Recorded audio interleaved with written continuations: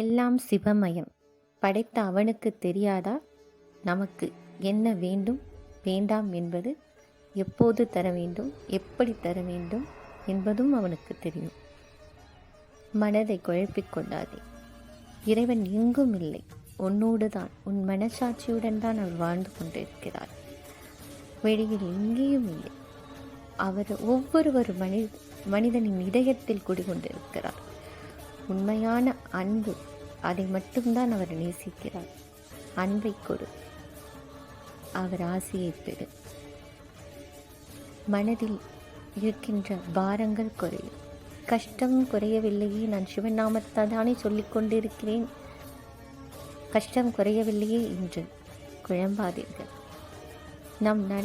நமக்கு சிவபெருமான் நடத்துகின்ற பாடம் அது. கற்றுக்கொள்வோம். பாடத்தை கற்றால்தான் தேர்ச்சி பெற முடியும்.